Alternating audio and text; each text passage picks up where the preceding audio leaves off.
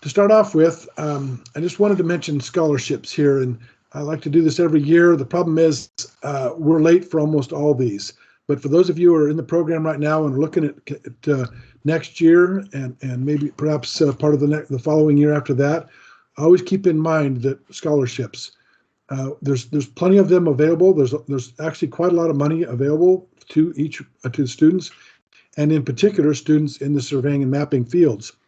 Right now, the only one that is not the deadline hasn't passed, as you can see on the screen, is the Utah Council of Land Surveyors deadline. It's May 30th, so it actually ends after the school year ends. The rest of them, you kind of keep this in your mind, if you want to go after scholarships, you're going to want to do it sometime the end of October, around that time frame there, or mid-October, because then you'll be able to look them up. And these are on our website. All these are on our website here, and you can click on them and go in and find out when deadlines are for the next year, for 2022, and then jump in and just do them. They're not that complicated to put together. We've had students in the past in fact, we had one student one time that got all 5 of these scholarships that he applied for. Others have gotten 2 or 3 of the scholarships. So don't think you just have to apply for one. There's no reason today to not get some help getting through school with scholarships. So, and it's not just about tuition. A lot of times there's money that's in excess of what's needed for tuition, and you can put it towards even towards housing, but books and fees, all that kind of stuff. So please keep that in mind. Scholarships are a good way to get through school without having to have such a big debt. So I always like to say something about those. Again, the links are on the website, on our surveying and mapping website. Now, this next thing I want to talk about a little bit is this is a part of the ABET accreditation, which I'm going to spend more time talking about towards the end of the presentation here. But as a part of that ABET accreditation, there is a requirement that we survey all of the the seniors that are exiting. In other words, they're graduating, and you guys that are seniors right now, we're going to be doing this at the end of the capstone class. It's going to be one of the requirements for the capstone class. So, and that's to take that survey. Right now, though, this is a survey that is from the 2013 to 2020. So basically from the inception of the program until now. There's some interesting data that I got from that. So I wanted to share some of that data with you. Now, so keep in mind, all of this data is associated with those from upon graduation. This is what the circumstances were. So at the time you graduate, then you'll go through the survey. And I went backwards because we're seeking accreditation this next fall, so I needed to get some historical data. And so this is from the beginning of the program until now. So just some interesting things that I thought would be nice for you guys to know about. 58% of the graduates have parents who do not have a bachelor's degree. That is so a lot of time they're first generation bachelor's degrees. 58% in our program, which is interesting. Average cumulative GPA is a 3.65. That's between a B+ and an A- on average. So that is a really good sign there. 50% of our UVU students, they just came to UVU, went through the program, and graduated. 15% transferred from Salt Lake Community College, 15% from other schools in Utah, and 15% transferred from outside of the state. So another little just kind of thing to think about. Average time it took to get through to graduation is 4.5 years. Just keep in mind other programs, if you compare this to other kinds of programs, some of those are 5 or 6 years. Ours is 4.5 years, so that's really good, actually, on average. 95% were full-time, 12 hours or more. That's most of the students are full-time students. So you can certainly be a part-time student and attend, but you actually represent a fairly small percentage of the students that are here. Almost everybody is full-time going to school here. A couple more things. 100% were working full-time at the time of graduation. They were working full-time in the profession in these types of firms here. So this little graph on the left kind of shows you 45% of those were civil engineering firms, 20% surveying only firms, and 20% federal government. The other ones, heavy civil, construction, 10%, and then 5% were other. And just as a note, state, county, and city governments, there were 0 people, 0 graduates that worked for them at the time of graduation. So that's interesting. And I don't know whether that's they don't pay as well as the others. It probably is the case. I'm not really sure. We have some graduates, that are working in that now, but at the time of graduation, we did not have any over these last years working in the state, county, or city governments upon graduation. 35% had 3 to 5 years experience at the time of graduation. So you literally are graduating with a resume of 3 to 5 years experience, which means after you get a total of 5 years experience in the field and in the office, then you are eligible to get your license. And we have had 2 or 3 of our graduates that obtained their license within a year after graduating because they had enough experience while they were going to school. So that's also an interesting little statistic. 45% had an annual salary exceeding $50,000 a year. I don't know what that little plus sign is there, or zero is. It's actually supposed to be $50,000 a year. And actually, there was about 20% that were in excess of $65,000 a year upon graduation. So you can get paid and paid well. There were 55% who were less than 50,000, but very close to 50,000. And then the employment was pretty much evenly distributed across these different areas, land development firms. In other words, these were engineering, civil engineering, and surveying only firms, mostly, as you can see, 65% of them are from those areas, kind of evenly distributed among those firms that were doing land development, construction, boundary, infrastructure, government, and general surveying kind of work.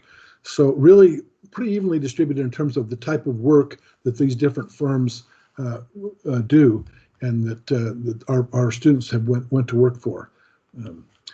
And then we have these different elements that we needed to analyze in terms of from our ABET accreditation. Again, I'll talk about ABET in a minute, but this is how the students rated these kind of items, and therefore it's fairly self-explanatory. So these different elements in the program, for example, faculty expertise, 60% were very satisfied, 40% were satisfied. So you've got 100% of the students were either satisfied or very satisfied with the faculty expertise.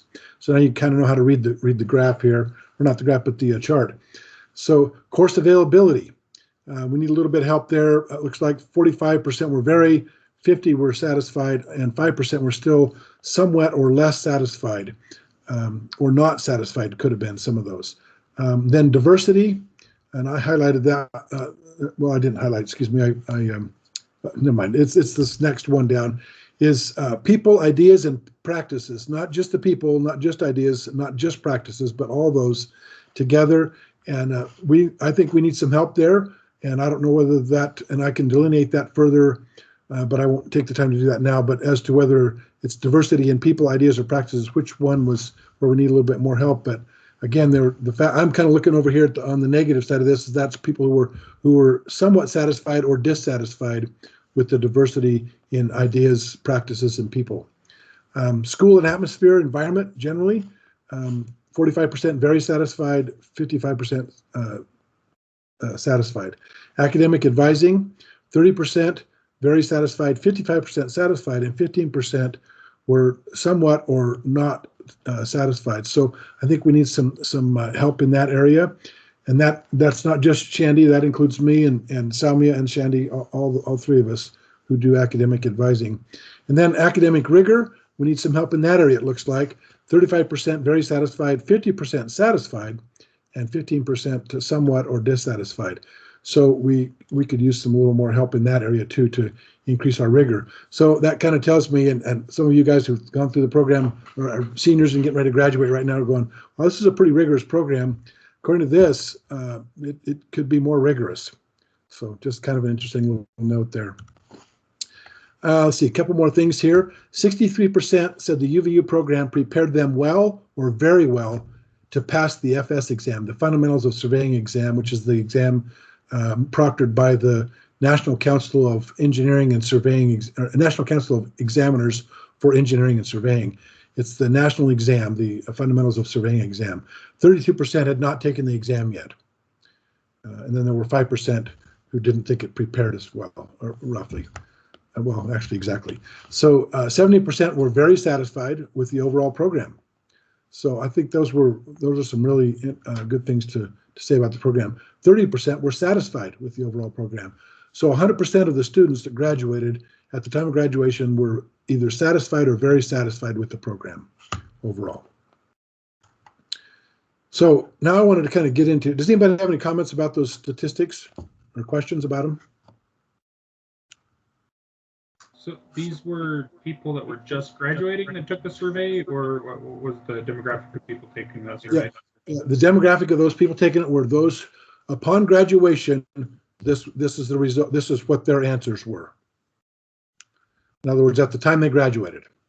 So like this year, for example, I've got this same survey will be taken by our seniors who are graduating this year. And we'll take that in the capstone class because everyone has to take capstone in order to graduate. So you'll be taking that class there. So that survey. So those are the students that we're talking about. Yeah, good question, Zach. Any other questions? Okay. Okay. So program changes. Here's some of the things that are coming up here.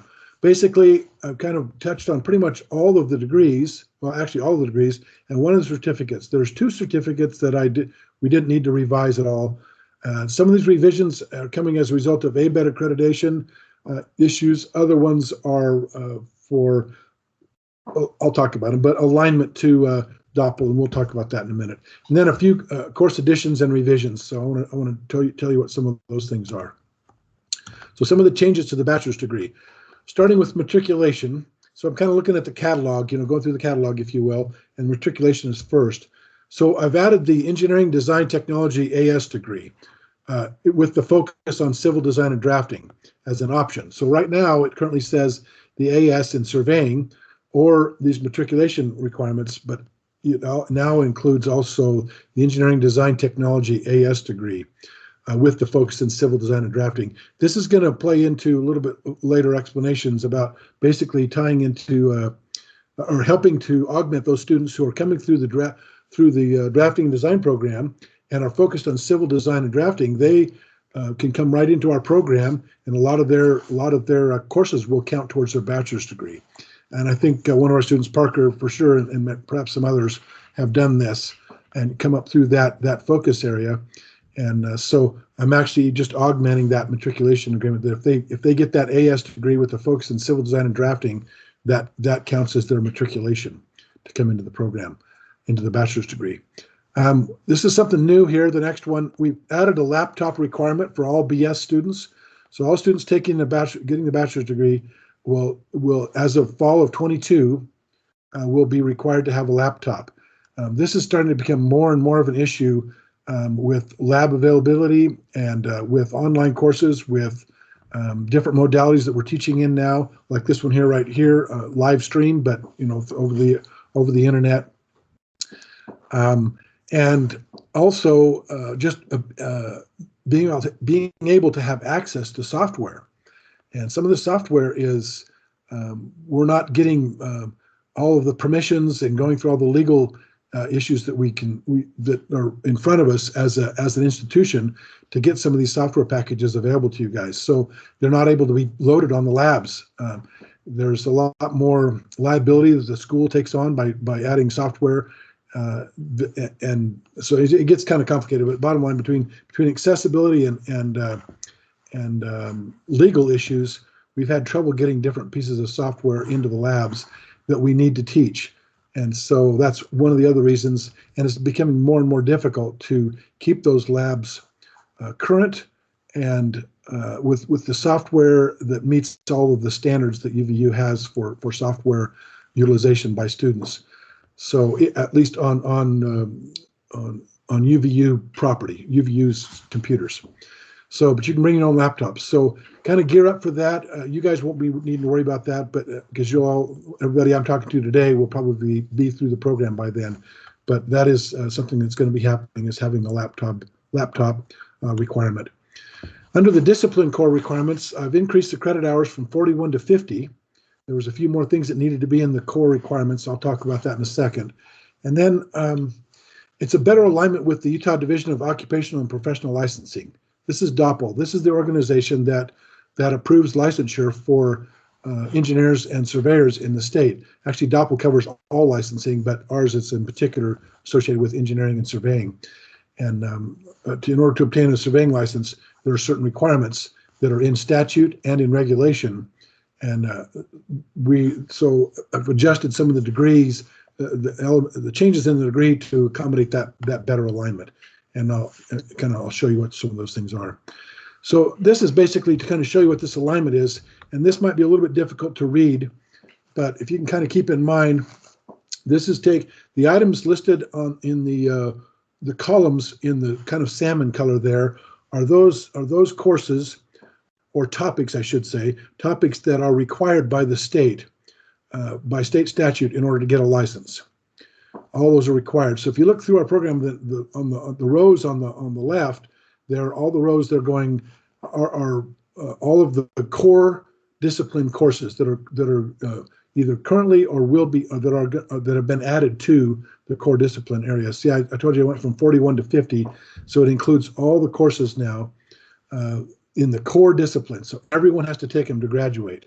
So all those courses are taken. And so if you look then where the X's are, you can see that we pick up all the required courses that are required by the state are in this core discipline. They're all picked up there. In addition to that, our core discipline requirements also include the elective, not elective, but you have to take, I can't remember the exact hours, but well, the total is 30, but you've got additional hours, additional topics that have to be covered that you can take a selection of. So if you look at those, we're picking up all the math that you need, the drafting that you need, and then GIS stuff that's needed, global positioning topics, and then survey implementation, instrumentation. So we pick up all those classes and all those topics in various classes there. So we have additional requirements that are being met by our program. Now this is the core discipline. We meet all of the requirements and exceed that when it gets into the focus areas, which I'm going to talk about just now. So right now, this is just the core discipline area, and so we pick up all of the requireds and all of the elective areas that are needed in order for you to have state licensure. So now these are the courses I'm listing now are discipline core requirements that exceed the minimum state code requirement. So our Survey 1020, Introduction to Surveying and Mapping, the 2010 Land History of America, 3400 Surveying Application and Field Techniques 3. So this would be the 2400, then 3400. And now you've got then GIS 3620, which is the Advanced GIS, and then Survey 451R, the one we're in right now, 455G, which is the Global Professional Ethics and Liabilities, and then 4930, which is a Senior Surveying and Mapping Capstone. All those are exceeding in the discipline core required for graduation. In other words, out of this program, these are the ones that exceed the state minimum requirement. So you're getting more education there than what the minimum requirement is. Keep in mind the minimum is it's fairly low bar. Okay, now the next area is professional surveying license focus. And this is the Survey 3010, 3230 Construction and Route Surveys, 3210 Advanced Photogrammetry, the Legal 3000 course, EGDT 3500 Advanced Civil Drafting and Design, GIS 3630, and Survey 4340 Legal Principles of Surveying. So, and then 4930 Senior Surveying and Capstone. Oh, that's not correct. Actually, that's part of the core requirements. So that last one is misplaced on my part. Sorry about that. So these are all part of the survey. If you're focused on the surveying license, that focus area, the professional surveying license focus area, then these are the ones that exceed the requirement as well. So you're getting this additional education that's really giving you the depth that you need to be a really excellent surveyor out there beyond the state requirement. A couple more things that we have in our program that are unique to our program and also I think enhance our program. We have 4 writing enriched courses. And one of them, the 2010 class, is just becoming that now. Actually, all these are just becoming becoming that. We've got their WE courses, which means they're writing enriched. The idea is that the university, and it's sort of like going across to academia, higher education, they would like people to be able to write. That's one thing. That's your early, your freshman and sophomore classes in writing. But now they want you to be able to write in your discipline. So that's what these are about. These are courses that are geared towards our discipline and being able to write and write well in our discipline and learn how to do that. So we have 4 of those WE classes in our program. The requirement by the university is actually only 2, and we have 4. The global intercultural courses, you have to have 1. We actually have 2 in our program. And so those are ones to help you get a little bit more global perspective. And so that's what the university requires us to have that in order to have, you have to have at least 1 to graduate. And we have 2 in our program. And just a little side note on this, you can actually get a global intercultural designation on your transcript if you complete 2 additional courses here, and then there's another requirement or something like that. You can look that up under the global intercultural program. You can find that, either Google that for UVU, and it'll lead you to that page, and it'll talk about that. And I didn't go through the details on that today, but you're about halfway through with these 2 courses here. You're about halfway through getting an actual designation on your transcript that says that you are designated global intercultural, which just shows you've got a little bit more breadth and diversity. Like we talked about earlier, diversity isn't as good as a lot of people would like to see, even some of our graduates, and so that might really enhance that. And I am pursuing that possibility of having all that included in our program. They don't really like that, though. They'd like the GI classes to come from other disciplines, so that you get again, it's more diversity. But we have 2 in our program. Now let's look at the professional focus area. So what I've done here is I've decreased the credit hours from 33 down to 21 because I needed to put some of those credits up in the core discipline courses that are required for everyone. Now we're in kind of this floating area where you can choose which area you want to focus on. And just to remind you here, what I've done is I've combined civil design and mapping. Right now in the catalog, it shows civil design as one focused area, mapping as another one, and then professional license in surveying as another one. So what I've done is I've combined civil design and mapping into one focus area. This is actually really meets more what's happening actually out in the profession out there. Like you noted earlier, I'll just remind you about it.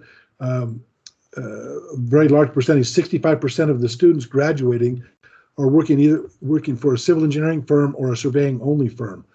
And I think it was, I can't remember now off the top of my head, I think it was 40-something%, I believe, were just civil engineering firms. Well, this speaks to that. So if you're a civil engineering firm, what's going to happen? You'll get out there and you may be hired as a survey technician, an engineering technician, a civil engineering technician, I should say, or even a civil designer, depending on what classes you've taken, what your mix is, and what your interest area is, and what they want to hire you for. But that's what happens in a civil engineering company is they have a surveying department, they have an engineering department, and they have technicians working in all those areas. When you first get out of school, you're going to be a technician, and you can focus on either more of the civil design area or in the surveying area to get a lot of your office time in there, or you can go out in the field and get more field time. Very often, in almost all civil engineering firms, if have any kind of surveying function at all, you'll get some opportunity to be out surveying, even though they might want you to do a lot of the mapping or something. You're still going to be out in the field, and vice versa.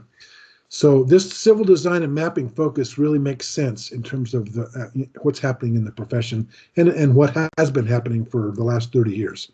So we're really kind of aligning ourselves with that. As far as the electives go, we've increased the credit hours from 12 to 15, but look at all the prefixes there now that you can pull into your electives.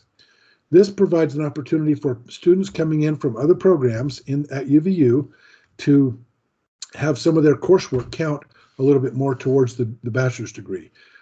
It shows you a little bit more diversity, but you can still pick up these different kinds of prefixes. So you look at this: civil engineering, physics, geography, construction management, even some computer science classes, environmental science, math, other legal courses you could take, as well as our own survey, GIS, and EGDT courses, even some ARC courses, some architectural courses if you want to do that. So these are all, this, what this does is it gives you a little bit more latitude as you come in. Keep in mind that, that everyone that graduates with the bachelor's degree, whether you focused on civil design and mapping or just getting the license, either one you do, or some combination of that, you will still have fulfilled the minimum requirements for licensure for licensure as a surveyor. So let's say you go through and you got civil design and mapping, and that was your kind of your focus, and then you picked up a couple of the classes in this focus area, but you didn't do all of them that were in the focus for that we've outlined for you as the focus area for licensure in surveying. You would still have met the minimum educational requirements to obtain your license later on. And let's say you go out and you're a survey technician, or excuse me, you're an engineering civil design technician for 4 or 5 years. And then you decide, I really like the surveying stuff. You spend more time in the field in the office, get your time in, your 4 years of experience in both those areas. You'll already have fulfilled your educational component, and you can go on and get a surveying license if you want to. Or you can go, I'm focused on getting my license right now, and many of you are, in fact, most of you are, then you go through that way. So it really gives you some opportunities to pursue a bachelor's degree in this area, and prepare yourself for the kinds of jobs that I just showed you earlier that our students are getting. So this is the kind of preparation we're talking about. So this elective gives you a little bit more latitude. You got 15 credit hours. You got one more class you can take as an elective. And again, all these requirements here are, if everything gets approved, which I'm pretty sure it will, is effective fall of 22. Okay, so for many of you listening to me, it's not going to affect you unless you want to change your catalog year, which you can do, and talk to Shandy about that if you want to do that. Okay, so the last one is the graduation requirements. We've added one thing to it, and this is for ABET accreditation. They want us, everyone needs to be able to sit for this. If you have a professional license focus, so then if you do, then you're required to at least sit for or take the fundamentals of surveying exam that NCSS offers. Now, right now, this year, and possibly next year, I don't know, but this year for sure, the dean has offered our graduates, offered to pay that examination fee to our graduates that are coming through right now. I'm going to negotiate with him, see if he will do that for next year as well. I don't know if I'll get that, but if we do, then that will be next year. But he's already told me I can't go beyond 2 years. So this is going to be fall of 22 kind of schedule. But so those of you who are coming through next year or in the following years, you're going to want to get this NCSS fundamentals exam. It's about, right now it's $175. So you're going to want to save up for that. We're also pursuing some ideas for both the laptop initiative and the fundamentals exam, is getting some soft funding through our advisory board members and through other fundraising means to help support everyone on getting through this, like some of these different requirements that we've had to go through here. So I think that's it on that. Yeah. Does anybody have any questions about the bachelor's degree changes? It seems extensive, but they're not really too much. Just a few little things that are important. Any questions about that? Yeah, go ahead. Yeah, Dan. Did you say that ABET accreditation was retroactive? If we get approval this fall, I'll be talking about that in a second, actually. But actually, just let me address that when we get to that. I'm going to ABET here shortly. So if I don't answer your question, just ask me again, will you? Because I do plan on answering that question. Any other questions about the bachelor's degree? Dan, are there certain requirements for the laptop? Yes, it's going to say in the catalog, it doesn't now, but it will, fall of 22, it'll say that. It needs to meet at least the minimum Autodesk hardware requirements or specifications. So it needs to be at least. Their specs are pretty high. Well, they're saying 16, like for example, I think their spec requires 16 gigabytes for memory, I believe, right? I'm pretty sure that's what it does. I can't remember all the details on them off the top of my head right now. but that's the idea, is that you need to be able to operate the software that we have in the program. So I guess if you didn't, we're not going to have like a police force running around going, okay, you don't meet spec, go get a new computer. But the fact is, if it doesn't run the software that we're operating in the courses, and you're having trouble with that, then that's going to be up to you to fix. So yeah, I don't know if that answers that question. That helps. And you said that will be in the catalog, is where students can find that? That's correct. Okay. It isn't now, of course, because these are changes that are coming. So right. Yeah. Okay. Right. Yeah, but that will be shown in the catalog. And again, that's we're not going to have like a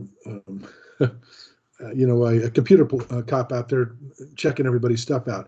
The fact is, though, if it doesn't run, then you're going to have issues and you're going to have to deal with that. So that's why we're using that Autodesk as a standard for specifications. But I'll be glad to talk with anybody about that, offline, any details about that if you'd like to know more. Any other questions? Okay. Now, other degrees and certificates are just some minor changes, but I want to go through them.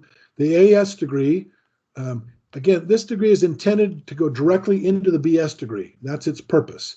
An AS degree is to help you get through all the general education and then some additional coursework in the profession, but not voluminous like it would be in the BS degree. So what I've done is removed the following courses from the discipline core area. The GIS 2640 Fundamentals of GIS.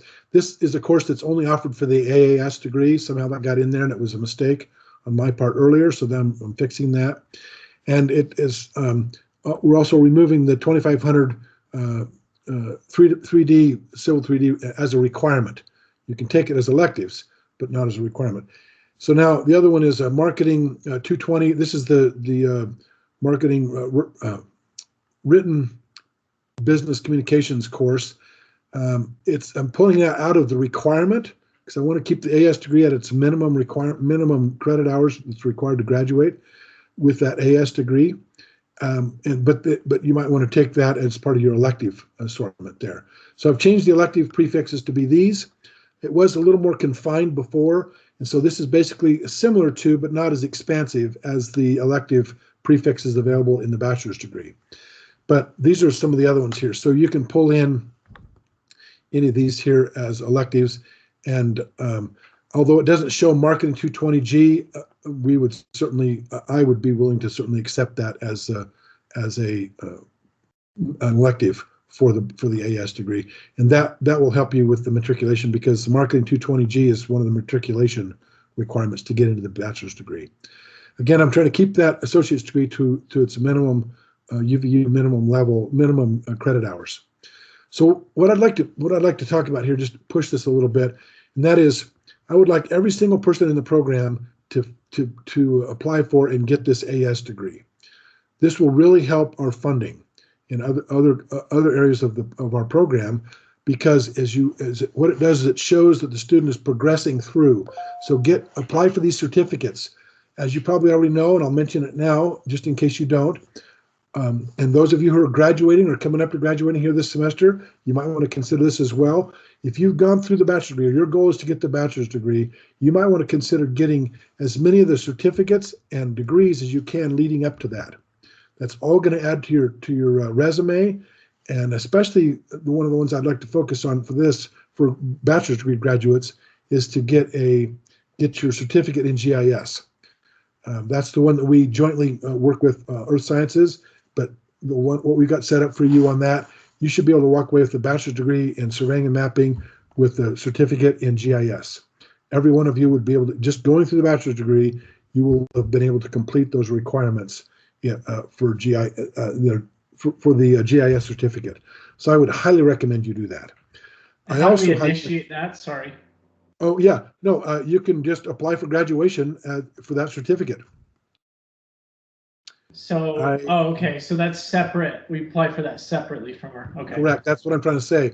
And if you do that separately, and those of you who are juniors and sophomores and just first coming into the program here, get your eye on that AS degree in surveying and mapping, and then that shows progress, and that makes our program look as though people are actually progressing through from certificates to associate's degrees to bachelor's degrees.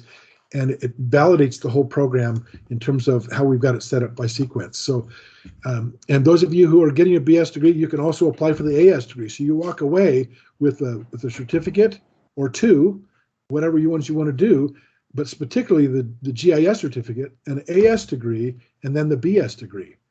Those are all should go on your resume, on your transcripts. You can graduate with all those degrees.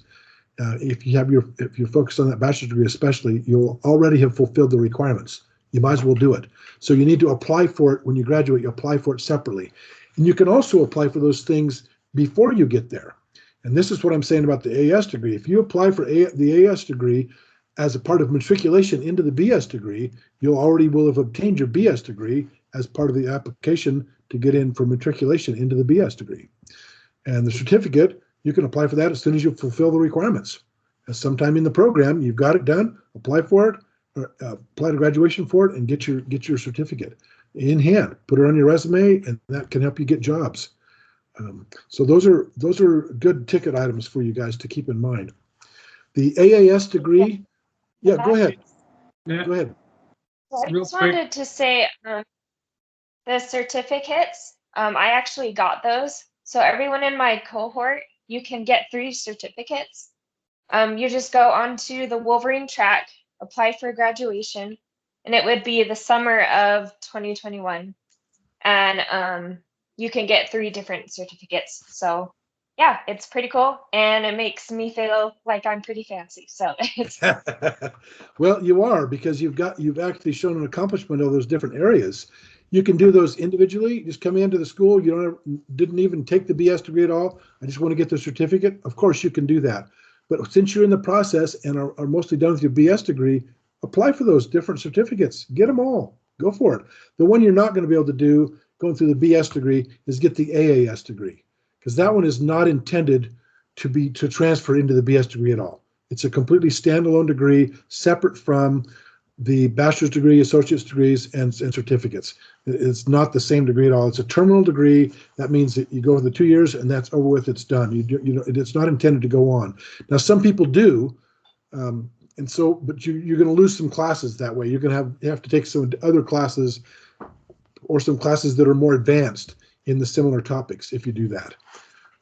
So those are two. This one now, what I'm talking about now, this AAS degree is a separate track. And this one, we implemented this because it was sort of my sort of unwritten understanding. It certainly wasn't written down by any means, that the Salt Lake Community College program was going to go away. They offered the AAS degree, and it was going to go away. Well, it hasn't done that, and apparently it doesn't look like it's going to. So I'm not sure how long this AAS degree is going to be around here with us. But that's why I offered it. I wanted someplace in the state so a person could get the AAS degree, which meets the absolute minimum requirements for the state of Utah's, both UVU's AAS minimum requirements in terms of credit hours, 63 credit hours, and the state of Utah minimum educational requirements. So it is totally a minimalistic degree. It's the bare minimum education is required to get a license. What I'm finding is statistically, people are not as prepared for the FS exam when they get the AAS degree. A lot of degrees, excuse me, a lot of programs across the country are moving to bachelor's degree programs because it takes that much more knowledge to get through the exams and to be have that education background that you need to practice surveying. With a broader and deeper education. That's what the bachelor's degree is getting for you. So, but we have made some changes to the AAS degree, added some matriculation requirements, similar to the BS degree, but not as extensive, and then removed some excess courses that are beyond the 63 credit hours. I say 60 here, but that's not correct. It is 63 credit hours as a minimum, but I think I added up to like 68. So I've reduced some of those and changed some of the requirements around to be more aligned with the DOPL requirements, like we were just talking about earlier. So change the electives so that it's not just specific electives, but it shows these prefix electives like I have on the associate's degree and the bachelor's degree. So just a little bit more latitude there, and then just more minimalized to the requirements that are taken for UVU and for the state of Utah. So that's what that AAS degree is about there. Again, honestly, I'm not really sure how long it's gonna stick around, because Salt Lake's program is not gonna go away apparently. So I don't know. That's just conjecture on my part. So don't take that to the bank.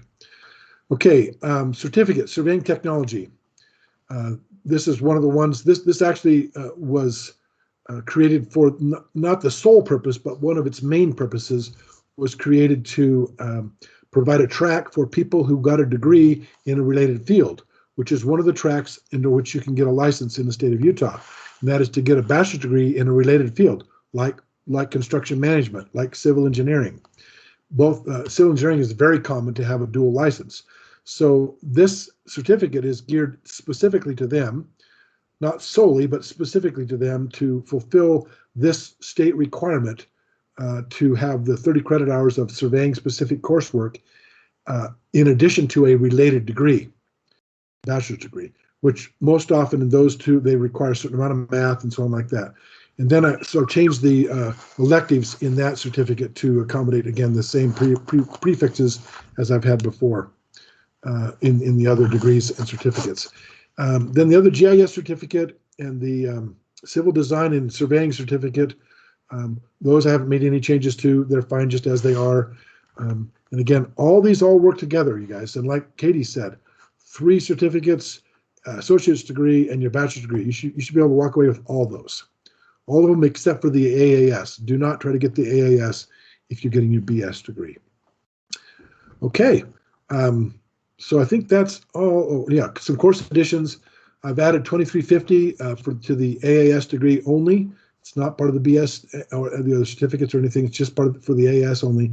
And then I've added this course here. You guys will probably be happy to hear this, but it's Survey 470R, which is the Fundamentals of Surveying Exam Prep course.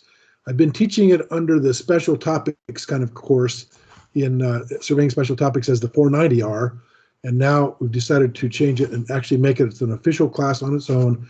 470R is the Fundamentals of Surveying Exam Prep. So this coincides with the requirement for everyone focused on getting a license in surveying you have to take that exam. So this course then is the one that you would take, and now it's got its actual own title, its own description, and all that kind of stuff. It's its own class. And I put an R on there because you can repeat that class and take that prep class even after you graduate. You can come back and take that prep class again and again and again if you want to. Hopefully, you shouldn't need to do that, but it's possible for you to do that. Okay, revisions 434, 4340. Some of you have that. Your seniors have that this year. I've taken out the English 2310 requirement. It's no longer part of our program anyway, and I didn't notice that it was in there from previous revisions, so I've just pulled that out. And then 2010 is now a Writing Enriched course, or not now, but will be a Writing Enriched course, and I'm going through that right now, in fact, and changing it to an online and Writing Enriched course. And Survey 1020 is also an online course, pure online, not that's how we're going to offer them from now on. It's just online.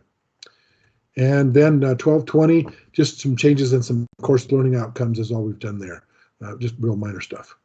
And that's all of the course and program changes and updates. Does anybody have any questions about that? I'm going to cover ABET next. Okay.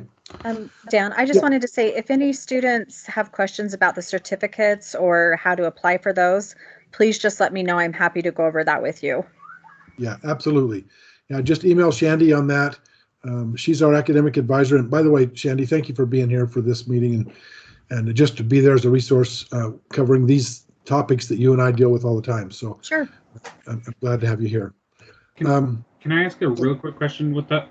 So if we're like one class away and we're going to finish it that semester, do you apply during that semester, or when do you apply for the graduation for those certificates? Shandy, go ahead. Yeah, Zach, so you can apply during the semester that you'll be finishing that. So let's say you are going to be done with the certificate this spring. Well, actually, the deadline for spring is passed, but it's usually at the beginning of a semester that you'll apply. Oh, okay, just at the start of the semester? Yeah, the start of the semester that you'll be done with it. Okay, thank you. Mm-hmm. Yeah, can't say enough good things about doing that, you guys. All that, you taking all those, that's really gonna, it really will enhance the way that the administration looks at our program. I think that would be great for you to do, and be good on your resume. So it's kind of like a win-win for both of us here. Okay, the last thing I want to cover in this update here is ABET accreditation. And I want to talk about what that means. And right now you'll hear that a lot, and it's going to be happening more and more because we are very seriously pursuing this.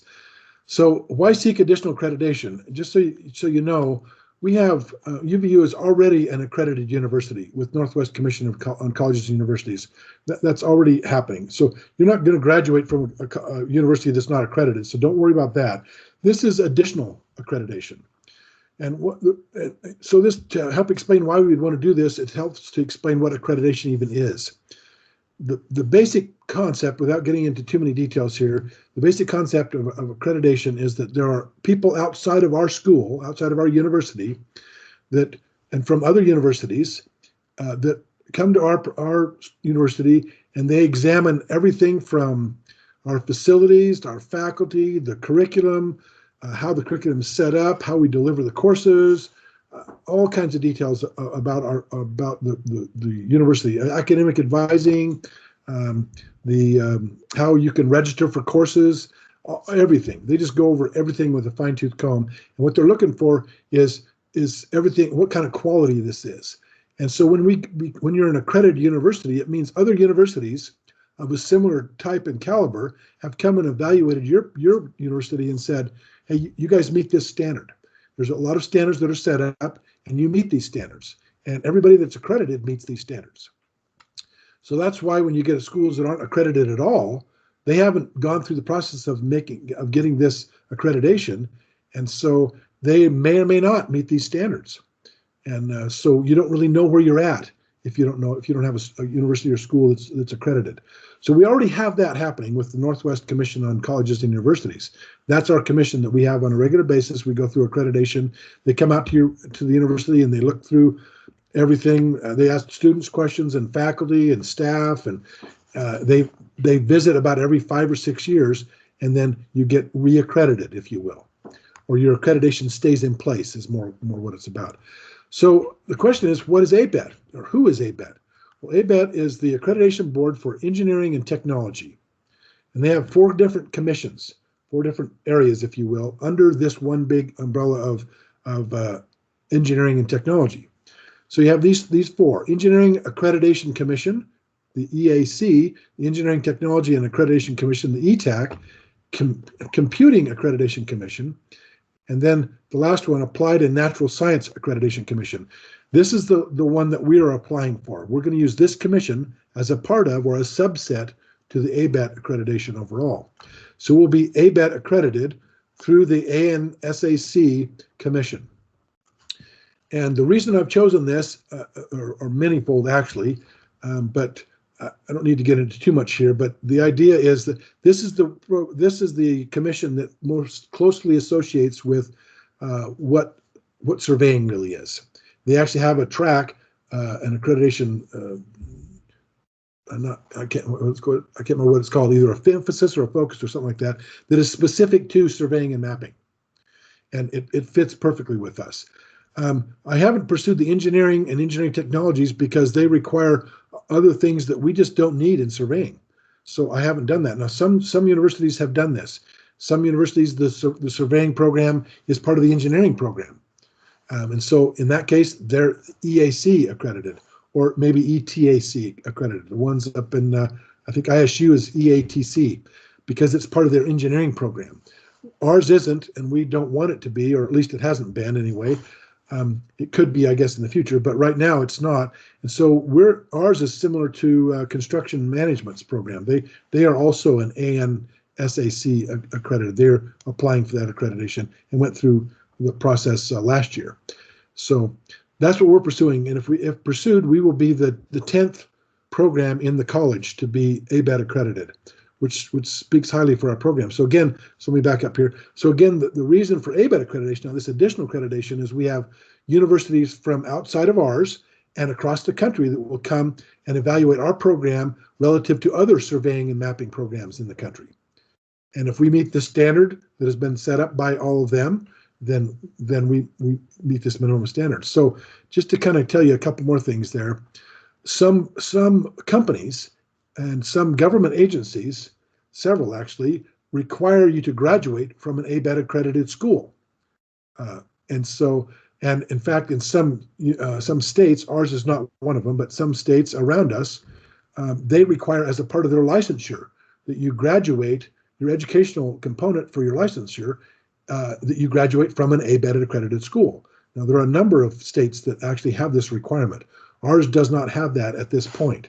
It could in the future, but they don't at this point. So if you're going to be here in Utah, it's probably not going to be an issue for you. But if you try to apply for reciprocity in other states, that may come up. So this is another reason for me wanting to have us be ABET accredited, because it's the highest level of accreditation that we can obtain that's in addition to the Northwest Commission on Colleges and Universities. So that's why we're pursuing it. And it's going to make our program a lot better, a lot stronger, I think. And that rigor area that we're like maybe lacking a little bit according to our previous graduates, not lacking, but I mean not as strong as it could be. This is going to help with that. So what's involved in getting ABET accredited? So overview, basically, there's these different milestones. One is UVU is pursuing this AN SAC accreditation. I just told you about that particular commission. And then on March 16th, just this year, we received approval of our request for evaluations. It's called an RFE, and they've approved that. So they're going to come to visit our school this fall, and they're going to be talking to the teachers in our program. So Salmi and I are going to be on the hot seat, and some of the different adjunct faculty as well. We're going to have, they'll be talking to some different staff. They'll be talking to the dean and the president of the university. They'll be talking to you guys, different students that are in the program, and talking to you about that. They're going to be looking at your performance. So they're going to be looking at classes and all that kind of stuff. I'll get into that in a minute, but that's what that site visit is about. And what it's doing is it's verifying this self-study report. So July 1st is our self-study report is due to ABET, and I've been working feverishly on that for almost a year now, and it's really coming down to the wire. I'm really spending a ton of time getting this self-study report put together, and I'll talk about what's involved in that a little bit here in just a second. But that self-study report gets sent to them July 1st, and they have reviewers that are assigned to our particular review, and they look through our self-study report, and then they come out and verify that what I've said in the self-study is actually happening. So it's like an audit of what we've said we're doing. And then they offer suggestions, and then once they visit here, it's probably going to be sometime in October. Then if it's approved, and it may be approved with some conditions, or maybe just flat out approved, or maybe rejected. Hopefully that's not my goal, obviously. I hope it'll be accepted, maybe with a few small conditions that we can fix within a year's time, and then they'll verify that we've done it. And there's all kinds of little variables there, but basically it'll get approved. If it does, it'll be effective fall of 2021. Now, specifically, I need to be really careful here. Right now, what we're saying is the graduates coming out of this year, you guys that are graduating this year, this spring semester, if we get approved, that will be retroactive to you. Now, when I'm saying fall of 21, it means the people that are starting fall of 21 will be there. But actually, it's going to go back to those people who graduated fall of 21, or excuse me, spring of 21 will be accredited, ABET accredited. So that you can actually end up putting it on your resume. So this may not be a big deal right now, but what happens is if you go to apply for reciprocity, let's say in Idaho, to get your license up there, they require an ABET accredited school. So they're going to go, well, yes, I graduated spring of 21. They're going to look through the accreditation, look us up, and go, okay, so you graduated then. You're approved to get to go on. We'll accept your education. But if you were a previous graduate, say fall of 21 or spring of 20, you don't qualify as an accredited graduating from a program that was accredited by ABET. So there is that little fine line there about this. So, but people starting into the program fall of 21, it'll be retroactive to them. So if you start fall of 21, it'll be effective. or if you're in the program as of fall of 2021, then that you will be graduating in the future. You'll be graduating with as an accredited, ABET accredited program. So that's kind of some of the details there. So if you want to know more, I can talk more about that. But so now this self-study report. Yeah, go ahead. Sorry, can I just say something about that? Yeah. So if we don't end up getting ABET accredited, it's a really good idea to get your license, not drag your feet. Don't wait 10, 20 years, because in the future, the state could absolutely say all surveyors are required to graduate from ABET accredited institutions now. And we just read a court case probably a month ago in John's class about when they started requiring ABET accreditation for engineers. And there were actually several people who did not get licensed, even though they graduated, because they dragged their feet. Yep. So if you're planning on getting licensed and we don't end up getting our ABET accreditation, don't drag your feet, or there's a good chance that you won't be able to without going back to school. Right. It's exactly right. Thank you for saying that. Appreciate it. Utah still has a ways to go, though, too. I mean, we're still accepting associate's degrees with, but it's a good point that Tanner makes, but at the same, don't freak out either. You have time. Yeah. Yeah. In other words, if you want to get licensed, then what Tanner's saying is go, get after it. Don't just, postpone for 6, 7, 8, 10 years after you graduate. Get it done, which is another good, thing to say with get your FS exam done while you're in school. I know several people that have already graduated, they've postponed doing that. And the further away from school that you are, the more time that goes by, the more difficult it is to pass that exam without going back through and refreshing and taking even refresher courses, coming back and taking that Trevor Jensen's, this what's now going to be called the 471R class or 470R class to prep for the exam, because it just you're going to forget some of this stuff that you'll need to have for that FS exam, which is another reason that there's others, but that's one of the reasons that you want to get your FS exam just done and out of the way as soon as you can, upon or near to graduation. This semester, basically your spring semester of the year you're going to graduate. But that's some good points, you guys. Thank you. All right, I'm almost done here, guys. But I want you to know about this self-study report. It consists of 8 criterion, and these are basically talking about students, then program of educational objectives. And on our website, I'm going to just click on this real quick. Hopefully I can get back to it. You can see our right here. Oh, come on. There's our program objectives. We have a mission statement. This is under the about section right here, about the program. And it's professional educational objectives. You can read them. It's public information. You can read what those are. So I'm not going to go through those, but that's what those are ABET program educational objectives that we have submitted to them, or will be submitting to them, excuse me. And then these are 6 student outcomes are what everything is being measured against. So between this and the program of educational objectives, this is the overall category. Now there's a lot of details in these things. I've got a probably close to 150-page report that goes with all this self-study report.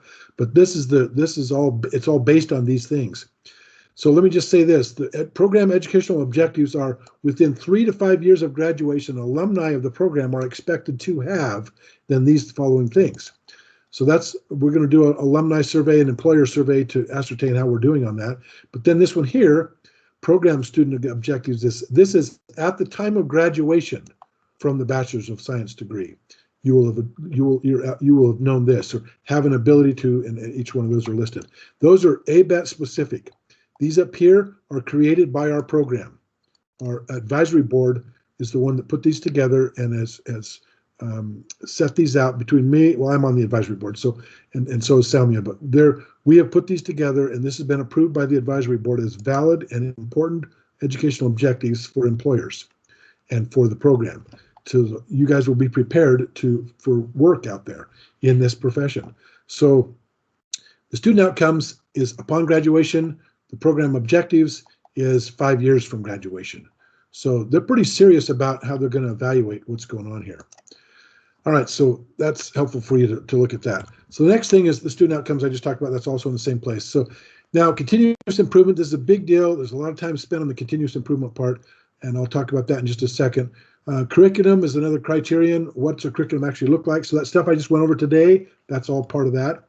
The faculty, who the faculty are, what their qualifications are, what their resumes look like, etc., and credentials and so on. And then facilities, what kind of facilities do we have? Everything from our computer labs to our, actually, honestly, like the one-stop downstairs, the academic advising offices, that kind of stuff. That's all part of facilities there. And then institutional support. This is where actual academic advising is. It's where you've got graduation, how to graduate, all the processes in graduating, all the processes used in registering for classes, for applying to the school. All that's part of institutional support. So this picks up pretty much everybody at the key individuals leadership, all the way up to the president of the university, signs off on this report, as well as the dean. So the idea behind continuous improvement is this, and this is what I want you to realize is how I think this is really going to help our program here. And that is, and we're doing this, but it really formalizes a lot of what we're doing and helps to improve what we're doing. So we might have a goal set out, or an outcome, or an objective, and then it has to be measurable. So we have to make sure we can measure these things quantitatively and qualitatively. And then we assess how we've done against that, and by different kinds of assessment tools. And I'll talk a little bit about that in just a minute. And then we have we analyze that assessment and come up with, well, what can we do to improve? What things are we doing well? And analyze what we've assessed, and then get that feedback where we talk about it as an advisory board. We talk about it as a faculty committee in our program, and then we re-implement new goals to not re-implement, but implement new goals or change existing goals to make this improvement. So we have this continuous loop going all the time, and the part of the self-study is to prove that we have all these steps in place, and that we can make progress. And they know you're not going to be a perfect program. Nobody's is. But what are you doing to make this, to improve and to enhance what you're doing? And you have to have this kind of closed loop. So this is a principle that goes across a lot of things, and I think this is stuff that will continue to help our program. Kind of running short on time right now, so I'll just hit this briefly. This is sort of the flow of how the information and how this assessment is going to happen. This first one here, the advisory board is going to be they're going to be doing a relevance review, and they're going to produce a relevance rating. In other words, how relevant are individual classes and then the whole program to the profession. And they're going to have a rating. We're going to have that, there'll be a number that we're going to look at, and we'll compare that from year to year for relevance. If our program is not relevant, that's a problem. And so we're always making sure that everything we're doing is relevant. And that's part of the process of doing this. There's an academic advising program continuity review. So Shandy will be involved in that. She doesn't know about it yet, but we're going to get there, and we'll have to look at what kind of is our program from the view of the academic advisors. Does our program have continuity? And does it match with, is there prerequisites in place and different things that happen there with that? Then the other one is these different instruments. So now, starting with the fall of 21, people who are coming into the cohort will have to pass this foundation diagnostics exam. I shouldn't say pass, that's not really correct. It's an assessment tool that says, how are you doing with these different things?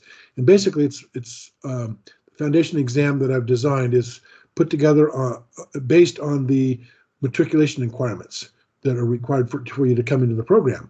So, for example, math, trigonometry, and geometry, and specifically, so there's exam questions on that. There's ones on there's an AutoCAD drawing and some questions on, not AutoCAD, but CAD and drafting principles. There's another one on basic survey principles. You should have already learned in 1400. And there's others on let's see, what's the other one? In marketing. So, marketing, in English and writing.